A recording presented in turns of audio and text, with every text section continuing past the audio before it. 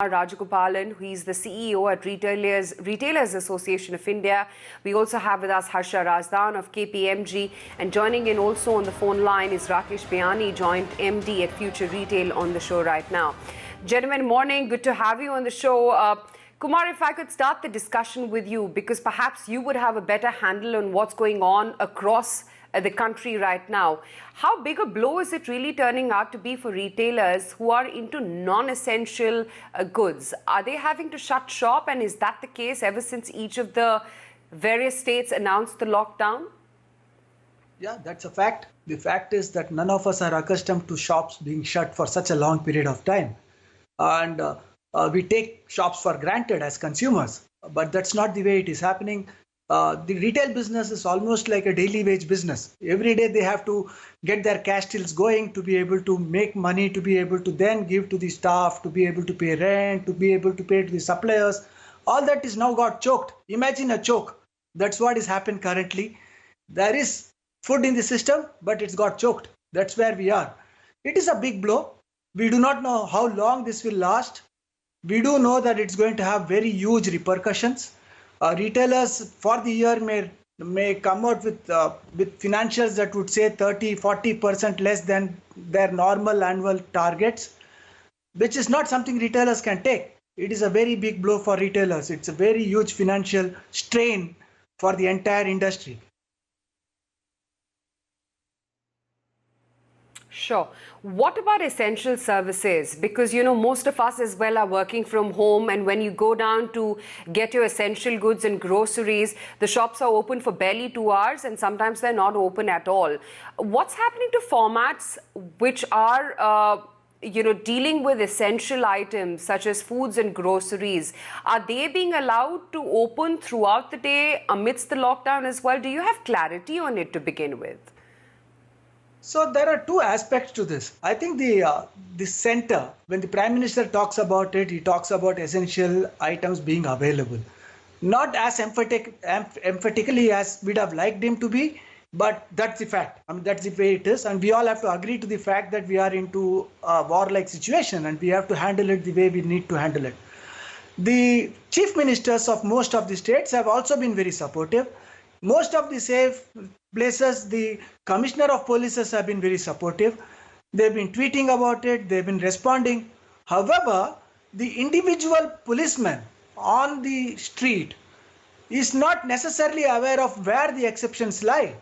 And he is not able to really fathom in his mind whom should he let go and whom should he not let go. Now, this is creating pandemonium across the country for us. Most of our retailers have got boys and girls commuting to the store, and the problem starts there. The boys are being stopped. Some of them are getting beaten up. Some of them are getting jailed. And it's happening at various degrees, but it's happening across the country. There is no clear clarity of how they will move smoothly and why a policeman should not stop them. And this all comes down to ability to create a procedure where the individual policeman can look at that individual on the street and very clearly take a decision whether to let that person go or no. So that's one part. The other part is about the supply chain. How does the supply chain come? I mean, I'm inundated with calls of people calling from various parts of the country, talking about how the milk van is not allowed to move in some place. The vegetables are not allowed to move. We've got enough vegetables, fruits, pulses in this country, but the movement is hindered. And then the bigger issue might now come up about the packaging capabilities of some of these items. So we are not in a very easy situation. I think there is a lot of attention to detail required to make sure that people are not getting beaten up. And why would parents send their kids to the store to work if there is a possibility of they getting beaten up? And this is where is the biggest angst for an individual level for various people who are working in retail. Yeah, absolutely. And Rakesh Biyani, you're in the business, you're in the thick of things. Tell me, what's exactly the situation right now? Because Maharashtra has been pretty much into lockdown for now. This is the second week running. What is the situation on ground? I mean, is your business restricted to essential supplies? Is the supply chain getting disrupted? What really is happening with things? I think, yes, only the essential commodity products are currently available across our stores. We are trying our best to ensure that we run as smooth as supply chain as possible, but it's not been easy because supply chain is just not about what's available at the store. And I think Kumar has really captured all the issues that are being faced by the industry. I just want to add that, that in the supply chain, there is a distribution center which needs to be operational. Distribution centers are branded companies which needs to be operational. There are processing centers which need to continuously pack things because many commodities are very short shelf life products and they need to be sort of operational. This is a 21-day lockout. It's a very, very long period. And unless more clarity is provided, unless the entire state and machinery, all the people on the ground, people who are actually the implementing force, do not understand that maintaining a clean supply chain is as important, I think we will have a lot of challenges as we go forward in the next 2-3 days because most stores will not have that much supply. And if the supply chain drops, it will be a challenge. I think the other thing is that we don't need the stores to be operational for a full day. I think we can, since people are at home, they could sort of come in at a reasonable time because there is no public transport in majority part of the country. It's not very easy for staff to come in and go. And we need to ensure the fact that we are operational for a certain number of hours every single day because that's the minimum that we can do as business operators to reduce the pain of the people locked at home. But people will need food. Nobody is stocked up for 21 days. And I am committed to ensure the fact that we will run a smooth supply chain. I'm committed to ensure the fact that the prices are maintained at the lowest possible level. But without support, without clarity on ground, it is not going to be easy. It is not possible to ramp up home delivery across the nation in a short span of time. Now, to do home delivery also, we need people. And unfortunately, when you start home delivery, it basically means the fact that you're addressing one order at a time, which is even more illogical to do. So we need to figure out a mechanism in the next couple of days which ensures the fact that people can come to the nearest store in an orderly manner, finish off their shopping, and go back. There won't be any need to worry about, no need to panic. If we can smoothen up the supply chain, there's enough stocks in the system, but it needs to flow to the store in an orderly manner. Yeah, absolutely. I've been struggling to place an order on Amazon Prime, on Big Bazaar. It's not going through. You've got no fruit or vegetable vendors out on the streets. Even your local Kirana store is open very, very erratically, only for 2 hours, and you don't know when those 2 hours are. At this point in time, Harsha, who is really better placed to try and wade through this 21-day lockdown? Is it going to be your small Kirana stores? And I'm only talking about bare essentials and essential goods here because, life has come to bare necessities and this is what the corona pandemic has really taught you. Or is it going to be a larger format retail stores like a D-Mart or a Big Bazaar, etc., who may be able to wade through the storm that this entire situation is throwing up at us? Going to be a mixed balance very clearly because the big issue is that we have essential goods in our country. It's not reaching the consumer. I think the modern trade, the large stores don't have the kind of access that we would like to have as in the Western European or American or the American economy. Hence, it's going to be a mix of the small store and large format. Rakesh and Kumar have summed it up very nicely that it's very important that the state governments, the public distribution systems works in detail with the large retailers and the smaller stores to ensure the product reaches the consumer. Because if it does not, I think we have another problem coming our way in the next 21 odd days. Sure, Harsha. Just taking that a little bit further as well. Given that the sector is bracing for a massive revenue fall, what are the kind of job losses that we could be looking at? What are the larger implications here? I think although the Prime Minister has been pleading to the private sector to hold on to jobs and not let salaries go down, I think it's a difficult bet. It's left to the individual companies to try and see what best they can do.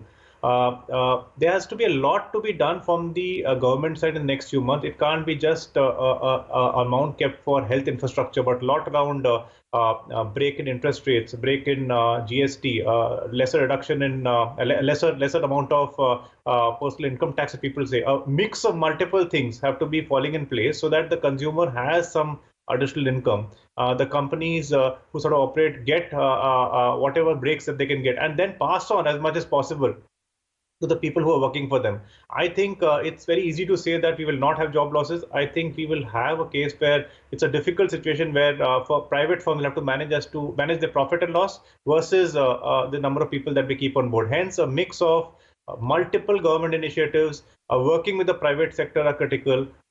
This is the way I think even other economies have to look at it. It can't be only a private sector trying to manage job losses. It's going to be very difficult to do it that way. Mr. Biyani, we've all heard about, the cash flow situation as well for retailers. Given the situation currently, what's the kind of relief needed, to really address the concerns of the industry? We're awaiting some clarity from the government on that. What can be expected? Well, there is an entire set of work that one needs to do to maintain the essential supply chain. Unfortunately, during this period, the cost of running that is also becoming quite prohibitively expensive because there is, it is taking extra effort to bring in people to work. And it is not the easiest thing to do. But we are committed and we're working hard towards it. Unfortunately, at the same point of time, it's been almost like 10 days now since many parts of the country have been having lockdowns. And the non-essential product sales have dropped to zero. So there is zero cash flow coming from that. And that's the way it is going to be till the lockdown ends in about 3 weeks from now. Now, how do you really run a business where there is zero cash flow going to come in for almost 1 month? I'm not too sure that there is any scope of any business to do it unless the government intervenes. There are significant amount of representations that all kinds of associations have put in. It is quite disappointing the fact that nothing has got announced. The relief is required to be done now, today. We just cannot continue to have a scenario where banks will continue to operate. Banks are going to continue to be expect that they need to be paid. At the same point of time, there's no revenue to be come in. At the same point of time, we need to ensure the fact that we pay not only the statutory dues, but the banking dues. And we have to also ensure the fact that we pay salaries and ensure employment continues to continue. I don't know how to balance all of this together. Mr. Biyani, you can't make a business plan where there's going to be zero cash flows. Absolutely. And it's interesting you say that because, it's very honest and it's good to hear so directly from you. But these constant reassurances that financial services are working, that supply chain won't be disrupted. But obviously, it's as of now, nothing of that sort is implementable. I think as a business, we will do whatever best we can do. But at the end of the day, we are a business. We have our limitations. But our first priority even today is to just ensure the fact that we can run a smooth, essential supply chain. And we first seek support from everybody, all stakeholders across the nation to allow that to happen. Impact you see of this, will it go beyond 6 months? How, as you said, you can't make a business plan when there's no clarity. But do you see this having a much larger long-term effect? I think it's a bit early to discuss that. Let's just, let's handle the current crisis. I'm sure we'll find some answers there also. For sharing that with us, Mr. Biyani, appreciate it. And all of you, Harsha, as well as Mr. Rajagopalan, for sharing your thoughts so openly and really giving us a sense of the kind of stress the sector is dealing with right now.